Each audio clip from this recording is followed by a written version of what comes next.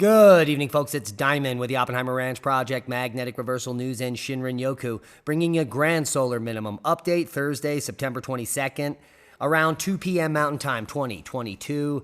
Another deadly aftershock in Mexico has been recorded, and we'll get to the details in just a moment. The big story, it is the fall equinox. 7 p.m. Mountain Time this evening is when most direct sunlight will move south of the equator. But the big story, next named storm could become a monster. And this could be a monster hurricane in the Gulf of Mexico. Keep calm. It's boom time. Let's take a look at some of the details. Well, they're certainly stocking up on water. Invest 96L is going to move through the Caribbean in a few days. And well, there's a lot of uncertainty right now, and we'll show you both the European model, which takes it up and hits Florida after it rapidly goes through Cuba, and the GFS model, which brings it over the Yucatan Peninsula and strengthening in the Central Gulf later this week. Either one is a possibility. And the 6.8 magnitude earthquake that shakes Mexico. This powerful earthquake with a preliminary magnitude of 6.8 struck early on Thursday, causing buildings to sway and leaving at least one person dead in the nation's capital. The earthquake struck shortly after 1 a.m., just 3 days after the 7.6 magnitude earthquake shook western and central Mexico, killing 2. The USGS said Thursday's earthquake, like Monday's, was centered in the western state of Michoacan near the Pacific coast. The epicenter was 21 miles south-southwest of Aguila, Michoacan, at a depth of 15 miles, and there was no tsunami warning. Now, many across Puerto Rico and the Dominican Republic still have no power or running water as Hurricane Fiona churns towards Bermuda, and we'll get to some of those models in a moment. As we take a look at the power outage map here in Puerto Rico, still almost 1 million people without power, but that number has been gradually decreasing. It looks like in the northeast here, that would be the most amount of power for the entire island. And then more reports about more power being restored as the day progresses. So cross your fingers on that one. Here we're looking at the big picture. We have Newton.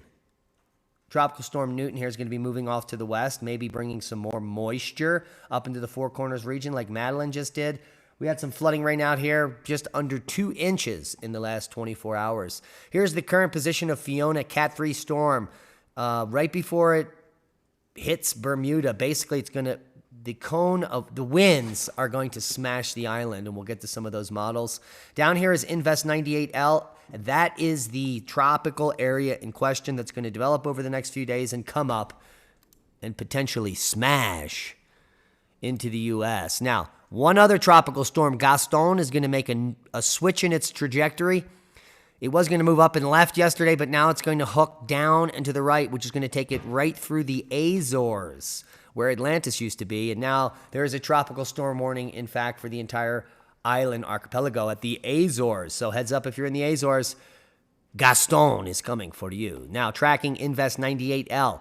Will the system pose a threat to Florida? Earlier in the day, I guess she's looking at some spaghetti models. Let's see what she has to say. Tracking the tropics and keeping an eye on a powerful hurricane out in the Atlantic moving away from us. But there's also a system that could impact parts of Florida. We're talking about Invest 98L. That disturbance is moving through the Southeast Caribbean Sea. First warning meteorologist Cam Tran is here.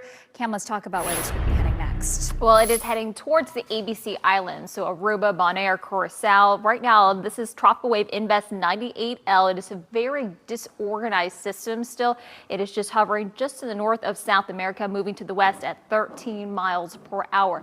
Even though it looks very disorganized right now, we are expecting to get better organized as it moves into the central Caribbean here, and that's when we could expect it to be a tropical depression in the next couple of days. It has a very high chance of doing that. In fact, a 90% chance over the next 5 days. Take a look at all the computer spaghetti plot models here. There's a lot of agreement that will move into the Central Caribbean and even into the Western Caribbean here. But you can see that spreads out quite a bit once it enters the Gulf. Some of the models want to bring it over the Yucatan Peninsula, some of them want to bring it into the Gulf, and some even directly over Cuba and towards Florida. So we have lots of possibilities for this potential tropical storm, and we'll take a look at them here over at Windy for you. We're just going to play this through. We're currently looking at the GFS model, which is going to show you the position of Fiona relative to Bermuda there, and you can see the major winds are going to be east and south of that storm, and so they're going to directly impact Bermuda. You could be looking at gusts of over 90 miles per hour on Bermuda by Friday morning, or maybe even earlier. So heads up if you're in Bermuda, the winds are coming. Now here's Invest 96L as it develops. We're going to just pop it through to Saturday. As it enters the Caribbean, you can see here an area of circulation south of Kingston. And by Monday, it looks like that storm is going to develop over these warm waters. Here's your Tuesday position. According to the GFS, it's going to be right between the Yucatan Peninsula and Cuba here, strengthening rapidly. The winds aren't going to be that high at this point. It'll probably still be just a tropical storm. And here by Wednesday, when it hits those warm Gulf waters, according to the GFS model, it will be a hurricane. And if we just play this through, the current model is going to take it, according to the GFS, is it moving? Yeah. Up towards Mississippi and Alabama. And the landfall on the GFS is going to be right at the tip of the panhandle. As this baby strengthens,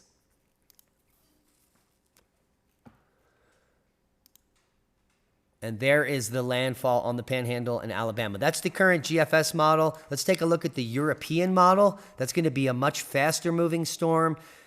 And in the European model, it's much stronger, like a Cat 5. Take a look at that by Wednesday. And then Thursday morning would be wreaking havoc offshore here by Tampa. And then there's the landfall north of Tampa as a Cat 4 or a Cat 5 storm here, where we can see winds over 100, so Cat 4-ish, 120 upon landfall.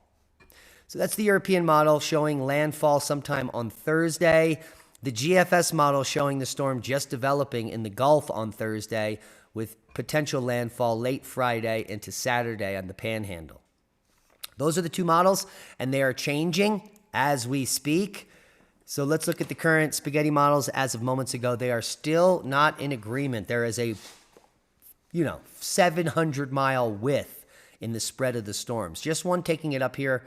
So we're going to stick with these models, and they are now agreeing, most of them, that the tip of Cuba will be the target here. If it does in fact come here, then the chances of it hitting the west coast of Florida are low. There'd be much higher probability that it will hit the Panhandle. So to keep an eye on the channel for updates as the days progress. This is days away, folks. So we have a lot of time to model this, prepare, and evacuate if need be.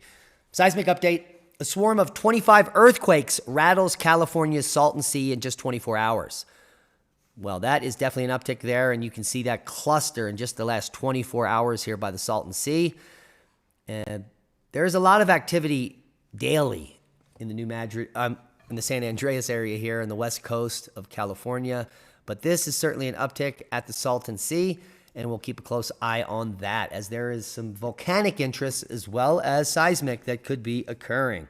As the 6.8 magnitude strikes Mexico once again, this is an aftershock to that 7.8 3 days ago. And we can see that is the largest quake showing up on the map. And once again, just to reiterate, there was no tsunami warning, watch, or threat with that quake. Now, here's a fun fact check. Did earthquakes hit Mexico on the same date 3 times in a row? Well, yeah, it's not a conspiracy theory. It's not an internet rumor. We've been repeating it day after day after day, and it's true. The earthquakes happened on the 19th of September. The 19th of September and the 19th of September. One in 85, one in 2017, and one in 2022. And some people are thinking maybe September 19th is cursed. But it, in fact, probably is not. And let's just go through the earthquakes.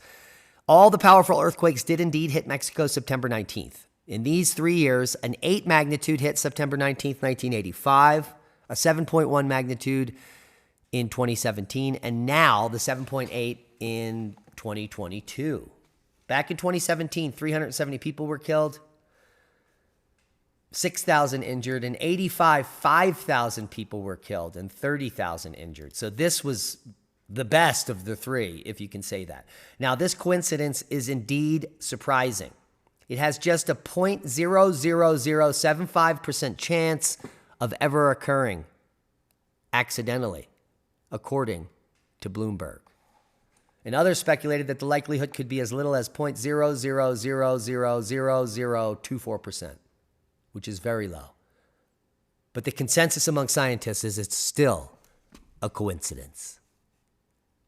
A quick weather forecast before we hit space weather for the U.S. Heavy rainfall possible for portions of the Rockies, which we're experiencing now, so we can confirm that heat continues for the south and southeast, including Puerto Rico. High moisture content may lead to excessive rainfall and flash flooding in portions of the Rockies today. More daily record high temperatures are forecast in areas of the south and southeast, except where frost and freeze warnings up in the Wisconsin, east central Wisconsin, are occurring at the same time. Now, dangerous rip currents will continue for the eastern seaboard as Hurricane Fiona tracks northward towards Bermuda.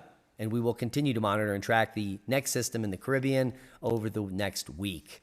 So here we are at space weather. We are now coupling with this coronal hole. You can see a rapid rise here in speed as density goes up. And you can see the phi angle getting a little jiggy here and shifting. Shifting over to about the 180 region, which is dangerous for larger earthquakes. So we could be seeing a large earthquake triggered starting now. And that aftershock probably occurred back here when that phi angle did hit the 180 mark. So we will maybe experiencing some geomagnetic instability, but currently we are at KP2. And so it'll be another hour before this pop-up in the plasma speed is registering. So we'll keep a close eye on that. There's nothing else of note on the sun. Another coronal hole to the south and an active region behind that, and very few pops as far as solar flares. So all is quiet on the sun. As a mysterious blue goo was recently discovered at the bottom of the ocean. And researchers are puzzled by this. This is a new discovery never seen before. The unidentified deep-sea blue goo creature recently left scientists scratching their heads after they spotted the mysterious blobs hanging on the seafloor in the Caribbean. And this was during a live stream of an expedition. Team members discussed what the gloopy globules could be, but none of the researchers could come up with a definitive answer. It's likely a sponge or some other creature like that. And it is a new discovery, and it's blue, and it's pretty cool. So that's what's happening there. This was in St. Croix in the Virgin Islands, and the blobs were discovered sitting motionless on the seafloor between 1,300 and 2,000 feet. So this is a deep water blue blob. Pretty awesome. Now let's talk a little bit about the sun. The sun has a weapon to destroy Earth. Well, and it's called the sun. When the sun unleashes a solar flare and subsequent coronal mass ejection, we could get a coronal mass ejection storm. And that could mean a grid down scenario. But they're warning even more that in the next 3 days, even ordinary solar storms on Earth will have a catastrophic effect. This may or may not be true, but what they're discussing here in the article is the Russell-McPherron effect. Now, if you're wondering what that is, the Russell-McPherron effect. Okay. In simple words, around the equinox, which is now, the Earth's magnetosphere begins to develop cracks. And this allows even minor solar winds to enter the Earth's atmosphere and display auroras. And the autumnal equinox is now. It says just 3 days away, but it's today, even though this article came out yesterday. So maybe they didn't know when the equinox was. It's kind of interesting. So we're now at the equinox. And this generally harmless phenomenon that lets people view these fantastic lights is a very scary proposition. With the sun inching closer to its solar maximum phase, solar storms have been bombarding the planet left and right. And some of these storms have even reached G3 class intensity. With the main line of Earth's defenses being down, these solar storms can become extremely destructive. Events like the Starlink satellites burning down can again happen, and worse, during the next few days. The Earth could see massive damage to satellites in lower orbit, a major disruption to GPS on which the majority of transportation depends. Mobile networks and internet services may not be spared either. And worse still, the power grids on Earth can get damaged and shut down. If this happens, the Earth will be a cold, dark, and disconnected place, just like the Dark Ages. Thank you, HT Tech, making life simple by scaring us to death and blacking out the grid. So this is all the Russell-McPherron effect. It has more to do with aurora than anything else, but if we do get a solar storm, it's going to mean that more energy is going to pour in down to the surface and bad things can happen. I found a paper here, Semi-Annual, Annual, and Universal Time Variations in the Magnetosphere and Geomagnetic Activity. It's pretty recent, came out in May of 2020, and in the second page here, it has an excellent discussion here on the Russell-McFerron effect, what it is, and some graphs and some charts to bring you up to speed.